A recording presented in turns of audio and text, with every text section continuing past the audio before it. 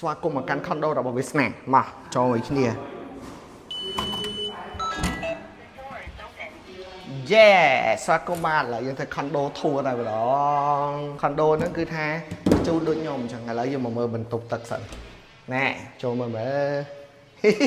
ចូលកាមេរ៉ាមែនខ្ជូតទេណាអូកន្លែងនេះកន្លែងយើងចំអិនអីចឹងទៅហើយអត់តបានដេកទេដោយសារថ្ងៃនេះគេតំហៅមកយកសៅហើយមកមើលនេះខ្ញុំស្រឡាញ់ជាងគេគឺកន្លែង living room ហ្នឹងឯងបាទវីដេអូស្អាតជាន់ទី17បាទឃើញជីបម៉ងបាទឃើញជីបម៉ងអីឃើញជីបម៉ងហើយនោះគឺរីអន3នោះណាចោលទៅនោះអូរីអន3អូខេ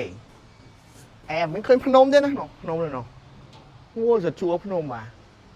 តបគេនេះខ្ជូតតាបាទ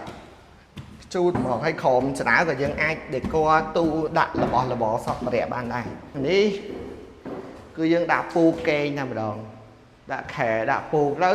មើលទេសភាពគេងមើលទេសភាពអីចឹងណាឥឡូវผมគិតថាអត់ដឹងថាຕົកទៅអីតែញ៉ាអើយតែញ៉ាដឹងធ្វើអីបាទមិនដឹងថាគួរតែຕົក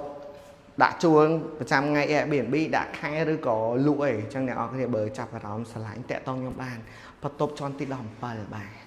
ហើយបើមិនអញ្ចឹងទេមានខ្ញុំដាក់ Airbnb ជួលអូខេ